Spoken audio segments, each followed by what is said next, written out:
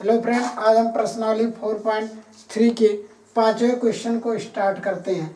और आपका ग्रुप बन गया, आप ग्रुप को जल्दी ही ज्वाइन कर लें। आपको व्हाट्सएप नंबर लिंक में दे दीजिएगा। कह रहा है एक क्लास टेस्ट में सैफाली के गणित और अंग्रेजी में प्राप्त किए गए अंकों का योग 30 है। यदि उसको गणित में 2 अंक अधिक और अंग्रेजी में 3 अंक कम मिले तो उनके अंकों का गुणनफल 210 हो। तो अंक ज्ञात कीजिए। माना गणित में प्राप्त अंक यक्स है, तो अंग्रेजी में कितने अंक प्राप्त होंगे? 30 माइनस यक्स। कैसे? मैंने आपको इसके पहले वाले एक्सरसाइज में बताया था, यदि दो संख्याओं का योग 30 हो तो दूसरी संख्या जो होती है ये उस योग का क्या हो जाती है? घटाव हो जाती है। ठीक, दूसरी संख्या पहली संख्या। तो ये आपका यदि गणित में 2 अंक क्या मिले? अधिक मिले, तब यक्स धन 2। और यदि अंग्रेजी में कितने अंक मिले? 3 अंक कम मिले। कितने? 3 अंक कम मिले, तब कितना हो जाएगा? 30 माइनस यक्स माइनस 3, यानी जो आपका आएगा 27 माइनस यक्स। ठीक, प्रश्नानुसार। अब कह रहा है इन दोनों का जो योग होगा वो किसके बराबर होगा? 210 के। तो इन दोनों का योग जो होगा वो किसके बराबर होगा? इन दोनों का जो योग होगा वो किसके बराबर होगा? 210 के। ठीक, कोई समस्या नहीं। अब हम इसे सॉल्व करते हैं। यक्स ये हो जाएगा 27 यक्स और माइनस यक्स स्क्वायर और प्लस 27 दूना 54 यक्स, 54 हो जाएगा ना। और फिर ये कितना हो जाएगा? माइनस 2 यक्स बराबर 210। इसे सॉल्व कर लीजिए। माइनस यक्स स्क्वायर और 27 में से 2 घटाएंगे प्लस 25 यक्स। ठीक, और ये क्या हो जाएगा? 25 यक्स हुआ। अब हम क्या करेंगे? देखिए, कोई समस्या? 27 यक्स यक्स स्क्वायर और 27 दूना 54 और माइनस 2 यक्स बराबर क्या होगा? देखिएगा ध्यान से। माइनस 200 कितना बराबर 210। ठीक, अब हम क्या करेंगे? इसको पक्षांतर कर देते। यक्स स्क्वायर उधर ले जाइए, यक्स स्क्वायर और माइनस 25 यक्स और ये प्लस 54 था ना, प्लस 54 को उधर ले गए, क्या हो गया? माइनस 54। तो ये प्लस 210 माइनस 54 बराबर 0। 210 में से 54 को घटाइए, 6 और 5 और ये 156। तो ये कितना आया? X square minus 25 x minus 100 plus 156 बराबर 0। ये आपका समीकरण आता है। ठीक, कोई समस्या नहीं होगी। चलिए क्वेश्चन नंबर 6 को देखते हैं। पहले इसको खूब अच्छे तरीके से समझ लीजिएगा कैसे हुआ। ठीक, उसके बाद हम क्वेश्चन नंबर 6 को देखते हैं। तो ये समझ में आया होगा कैसे हमें लिखना है। ठीक, 6 को देखते हैं। एक आयताकार खेत का विकर्ण उसकी छोटी भुजा से 60 अधिक है। यदि बड़ी भुजा छोटी भुजा से 30 मीटर अधिक हो तो खेत की भुजाएं ज्ञात कीजिए। देखिए, ये कह रहा है खेत की भुजाएं ज्ञात कीजिए। ठीक, पहले मैं एक आयत बना लेता हूँ। ये आपका आयत हो गया, माना ये आयताकार खेत मान लीजिए। ये आपका क्या हो गया? खेत। तो छोटी भुजा ये होगी, बड़ी भुजा ये होगी। ठीक, और ये आपका क्या होगा? विकर्ण होगा। विकर्ण इधर मान लीजिए, उधर विकर्ण होगा। अब ये क्या कह रहे हैं? कह रहे हैं पहले तो आप माना माना छोटी भुजा, क्योंकि छोटी सब डिपेंड किस पर है, छोटी भुजा पर डिपेंड है। किस पर डिपेंड है, छोटी भुजा पे। किस पर डिपेंड है, छोटी भुजा पे। तो देखिए छोटी भुजा को माना छोटी भुजा यक्स है। अब इसका बड़ी भुजा क्या होगी, विकर्ण। जो जो कह रहा है पहले क्वेश्चन में वही मान लीजिए। अब विकर्ण क्या कह रहा है, देखिए विकर्ण कह रहा है विकर्ण उसकी छोटी भुजा से कितना अधिक है, 60 अधिक है। मतलब इसकी छोटी भुजा ये, तो इसकी भुजा से कितना अधिक है, 60 अधिक है। तो उसकी छोटी भुजा से, तो विकर्ण बराबर क्या हो जाएगा, यक्स प्लस यक्स धन 60। ये आपकी क्या बड़ी विकर्ण निकल कर आया। और ये आपकी बड़ी भुजा कितनी होगी, अब समझ में आ गया होगा। बताइए बड़ी भुजा कितनी होगी। बड़ी भुजा कह रहा है बड़ी भुजा छोटी भुजा से 30 अधिक है। मतलब ये आपकी कितनी आई, ये बड़ी भुजा आपकी कितनी आई, यक्स प्लस 30 आई। अब क्या ये कह रहे हैं, यदि बड़ी भुजा छोटी भुजा से 30 मीटर अधिक हो, ये सब मीटर में है तो इसे हम मीटर में ही मान लेते हैं, ठीक। अब कोई दिक्कत नहीं। अब ये कुछ नहीं कह रहे हैं, अब कह रहे हैं भुजा ज्ञात कीजिए। तो प्रश्नानुसार विकर्ण बराबर आयत का विकर्ण बराबर अंडर रूट लंबाई का स्क्वायर धन चौड़ाई का स्क्वायर, यही तो होता है, ठीक। यही होता है। जो जो कह रहे हैं वो मान लीजिए। माना चौड़ाई आपकी जो ये चौड़ाई, देखिए ये क्या होगी, लंबाई ये चौड़ाई। तो जो जो कह रहे हैं वही मान लीजिए। विकर्ण आपका कितना है, यक्स धन 60।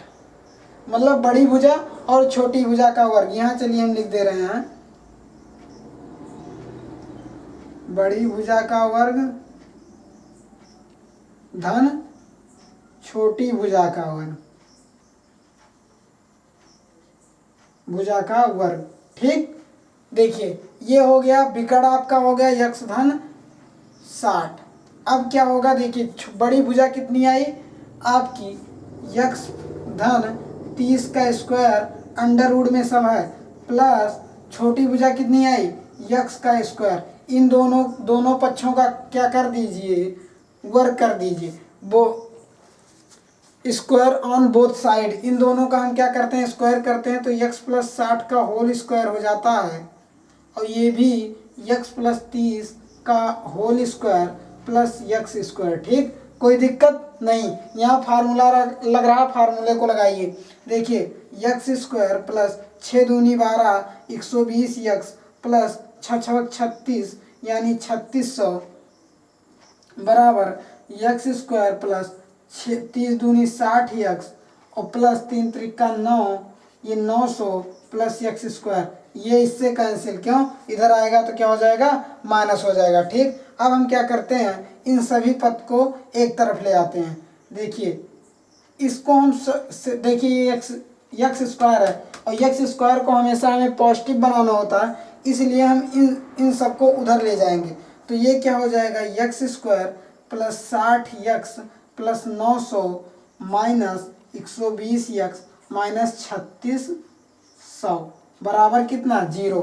यही तो होगा। अब इसे और सॉल्व करिए, ठीक। देखिए ये फिगर आपको समझ में आया होगा। और ये अगर आप फिगर बना लेंगे तो बहुत ही अच्छा से आपको समझ।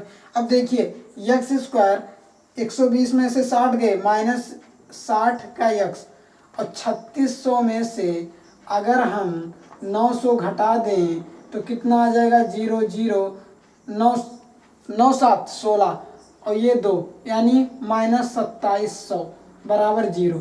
ये आपका क्या आया, समीकरण आया। क्या आया, x square minus 60 x minus 2700 बराबर में 0। ये आपका क्या आया, समीकरण आया। इससे भी आप इन दोनों भुजाओं को निकाल सकते हैं, ठीक। अब हम करेंगे क्वेश्चन नंबर 7वें की तरफ बढ़ते हैं। देखिए क्वेश्चन नंबर 7वां क्या कह रहा है, समझ में आया होगा। अगर नहीं आया होगा तो एक बार फिर वीडियो देखिए, फिर उसके बाद समझ में आएगा। चलिए देखते हैं। कह रहे हैं दो संख्याओं के वर्गों का अंतर, दो संख्याओं के वर्गों का अंतर 180 है, छोटी संख्या का वर्ग बड़ी संख्या का 8 गुना है, दोनों संख्याएं ज्ञात कीजिए। देखिए ये कह रहे हैं बड़ी संख्या का 8 गुना, क्या छोटी संख्या का वर्ग बड़ी संख्या का कितना है, 8 गुना है। तो माना बड़ी संख्या क्या है, यक्स है। अब आपको समझ में आ रहे होंगे आपको किस प्रकार सोचना है। ठीक, जो क्वेश्चन में कह रहा है उसी को आप याद रख लीजिए। माना बड़ी संख्या यक्स है तो छोटी संख्या क्या हो जाएगी, छोटी संख्या कह रहे हैं छोटी संख्या का वर्ग बड़ी संख्या की 8 गुनी है। ठीक, कोई दिक्कत नहीं। अब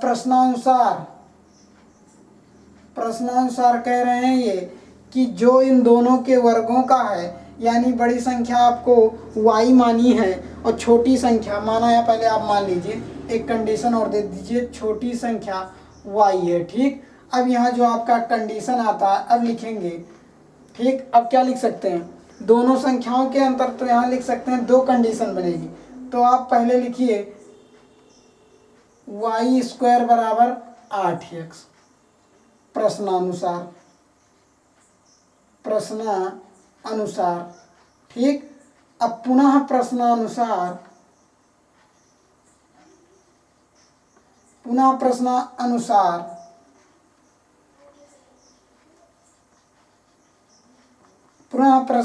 ये क्या कह रहे हैं, जो इन दोनों के वर्गों का अंतर है 180 है। तो देखिए इन दोनों के वर्गों का अंतर यानी घटाव कितना है, 180 है। अब क्या देखिए आपको y की वैल्यू नहीं मिली है, कितनी, 8x। तो x² माइनस 8x बराबर 180, यानी x² माइनस 8x माइनस 180 बराबर 0। ठीक, ये आपको पता चला कि नहीं, ये आपके क्वेश्चन नंबर 7वें का समीकरण है। कोई समस्या नहीं, जो आपको क्वेश्चन कह रहा था वही मैंने फॉलो किया। चलिए क्वेश्चन नंबर 8वें को देखते हैं। चलिए क्वेश्चन नंबर आपका 8वां जो कह रहा है एक रेलगाड़ी एक समान चाल से 3600 किलोमीटर की दूरी तय करती है। यदि एक चाल 5 किलोमीटर अधिक होती है तो वह उसी यात्रा को 1 घंटा समय लेती है। रेलगाड़ी की चाल ज्ञात कीजिए। ठीक, एकदम सही बात कहा है इन्होंने। तो इन्होंने कहा है चाल ज्ञात कीजिए, और मैंने आपको ये क्वेश्चन पहले एक्सरसाइज में करा चुका हूँ। ठीक, तो ये क्वेश्चन आपको खुद ही लगाना है, बहुत ही सिंपल है। आप क्या करेंगे, देखिए पहले आप समय निकाल लेंगे। समय देखिए इसकी कितनी चाल जो है दूरी तय करता 60 किलोमीटर, इसकी चाल कितनी है, मतलब इसकी दूरी कितनी है 360, और चाल कितनी है माना x है, तो इसकी जो समय होगा 360/x हो जाएगी। ये पहली चाल आई। अब दूसरी चाल इन्होंने कही 5 घंटे अधिक लेती है। कितने, 5 घंटे अधिक लेती है, तो दूसरा समय 360/x में 5। अब क्या कहते हैं, ये जो चाल है ये किसके बराबर है, 360 धन x/1 के बराबर है। क्यों, क्योंकि 1 घंटा अधिक लेती है, तो उसी यात्रा को तय करने में 1 घंटा समय लेती है, मतलब 1 घंटा अधिक लेती है। तो आप रेलगाड़ी की चाल ज्ञात कीजिए। देखिए आपने पहले क्या माना, आपको मैं क्वेश्चन बता चुका हूँ, लेकिन आप ये भी जान लीजिए कि बता ही चुका हूँ, ये भी क्वेश्चन आपको बता चुका। चलिए क्वेश्चन नंबर 9 देखते हैं। क्वेश्चन नंबर 9 जो आपका आ रहा है बहुत ही इम्पॉर्टेंट क्वेश्चन है, और ये परीक्षा में जो आपकी यूपी बोर्ड में पूछा गया था 2019 में, ये क्वेश्चन जरूर आया था, आप चेक कर सकते हैं।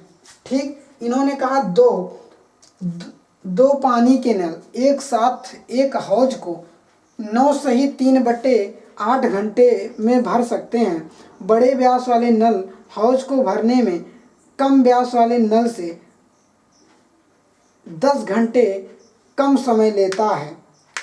प्रत्येक द्वारा अलग अलग हौज को भरने में लगा समय। इन्होंने क्या कहा है बड़े जो व्यास का नल है, ये जो छोटे व्यास वाले नल से क्या लेता है, कम क्या लेता है, 10 घंटे कम लेता है। तो माना किससे कम लेता है, बड़े नल वाले से। तो माना बड़े व्यास वाले नल द्वारा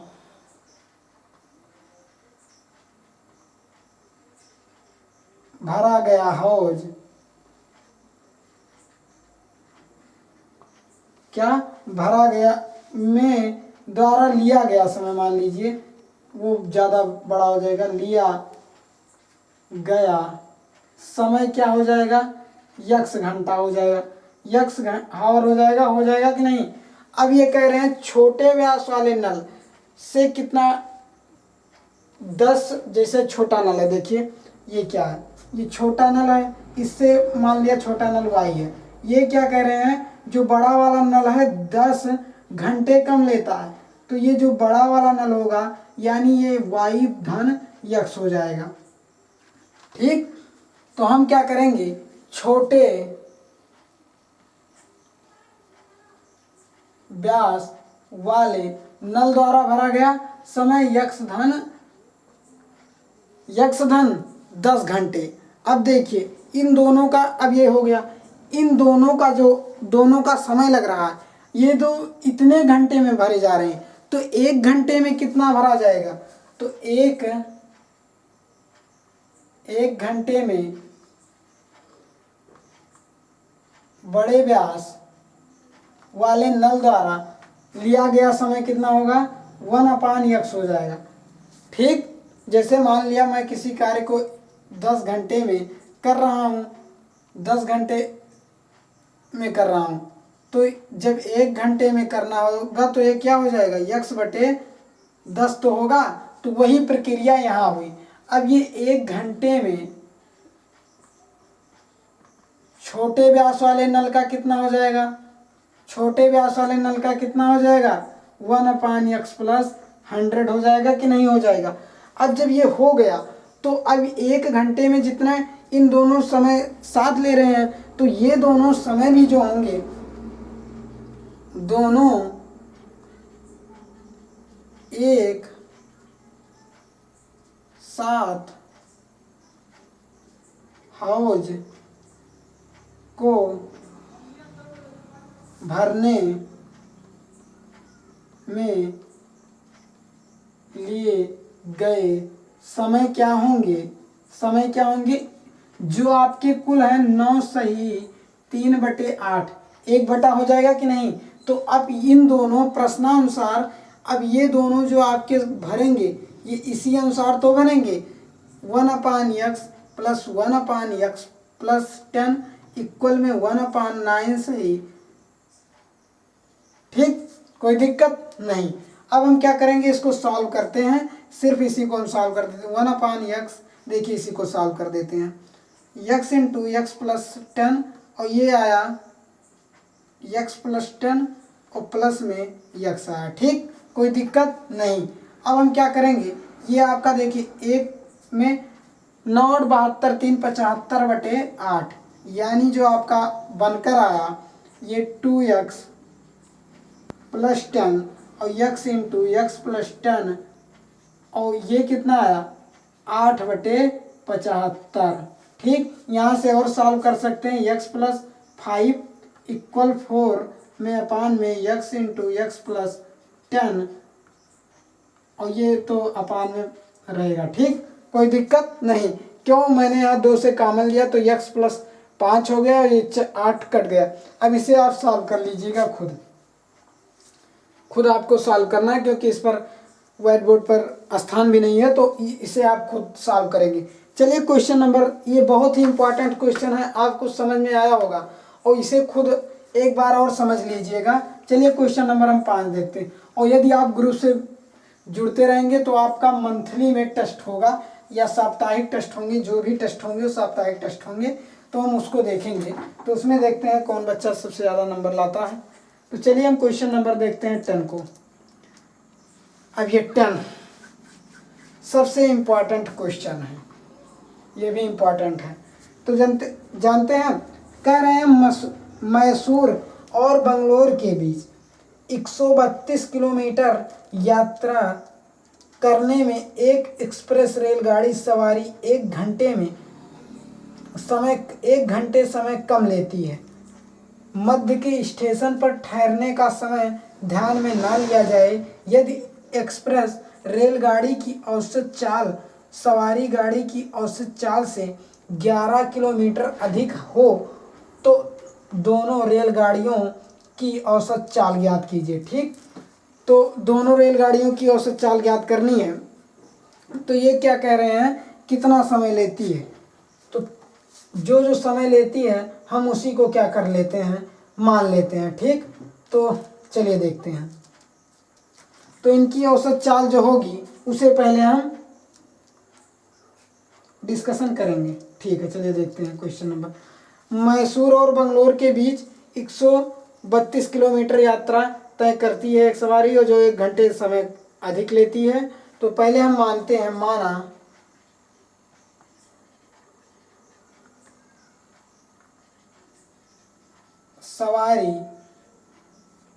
सवारी गाड़ी की क्या औसत चाल जो आपकी होगी, औसत चाल कितनी होगी, यक्स होगी। अब कह रहे हैं 11 घंटे अधिक लेती है। औसत चाल से कितने घंटे अधिक लेती है, एक्सप्रेस रेलगाड़ी, एक्सप्रेस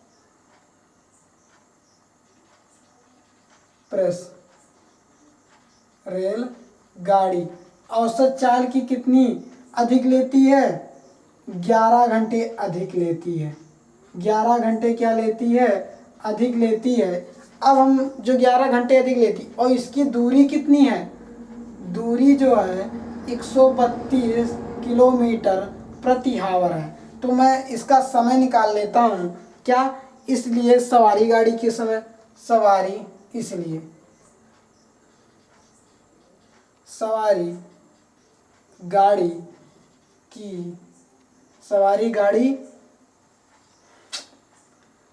गाड़ी द्वारा लिया गया समय क्या होगा, मैंने आपको बताया, जो दूरी बटे चाल यानी 132 बटे यक्स। ठीक, कोई दिक्कत। वैसे ही एक्सप्रेस रेलगाड़ी द्वारा तय किया गया। देखिए 132 प्लस में यक्स प्लस 11। ठीक, 132 बटे में यक्स प्लस 11 घंटे क्या लेती है, अधिक लेती है। ठीक, तो ये हुआ, 1 घंटे की बात हो रही। अब प्रश्नानुसार कह रहे हैं ये जो आपका ये है सवारी गाड़ी की द्वारा समय लिया गया है, ये इससे 1 घंटे क्या है, अधिक है। तो हम क्या करेंगे, प्रश्नानुसार इस प्रकार के आपके जितने क्वेश्चन आते हैं सब इसी प्रकार लगते हैं। 132 बटे यक्स बराबर 132 बटे यक्स धन 11 धन 1। ठीक, ये क्वेश्चन हमारे सर भी बहुत अच्छा समझाए थे, लेकिन हुआ कुछ ऐसा था कि क्लास में कुछ बहुत लोगों का ध्यान नहीं रहता, तो यहाँ ये सवाल ज़्यादा समझ में नहीं आते हैं, कैसे हो गया कैसे नहीं हो गया। तो यहाँ लेकिन आपका डाउट क्लियर हो गया होगा। ठीक, तो यहाँ जब आपके, अब देखिए इसे हम सॉल्व करते हैं। इसे मैंने वैसे ही किया जैसे अन्य क्वेश्चनों को कर रहा हूँ। इसे आप खुद सॉल्व कर लीजिएगा, क्योंकि वीडियो भी लंबी हो गई है, और समीकरण आप खुद भी सॉल्व करते रहिए, जिससे आपको कोई प्रॉब्लम ना हो। ठीक, तो ग्रुप से आप तो ज़रूर ही जुड़ लीजिए, क्योंकि आप जितना जल्दी ग्रुप से जुड़े रहेंगे उतना ही जल्दी आपके लिए सही भी रहेगा। अच्छा, लेकिन एक क्वेश्चन और है, 11 क्वेश्चन हैं। चलिए 10 आपके डिस्कशन हो गए हैं, 11वें क्वेश्चन को देख लेते हैं। मैं तो 10 ही जान रहा था। चलिए, क्योंकि लैपटॉप से क्वेश्चन को देखना रहता है ना, तो इसलिए ऊपर नीचे ज़्यादा करना पड़ता है। तो चलिए क्वेश्चन नंबर 11 देख लेते हैं।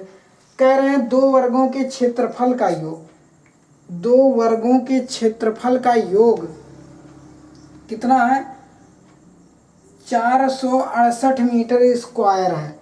यदि उनके परिमापों का अंतर 24 मीटर हो तो दोनों के वर्ग क्या क्या ज्ञात कीजिए।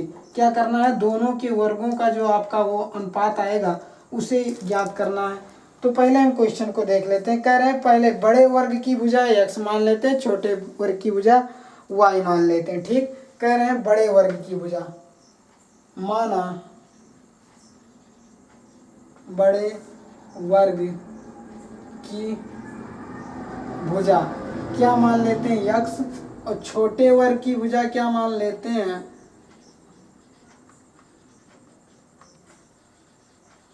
भुजा y मान लेते हैं। कह रहे हैं जो इन दोनों के वर्गों का योग है किसके बराबर है, प्रश्नानुसार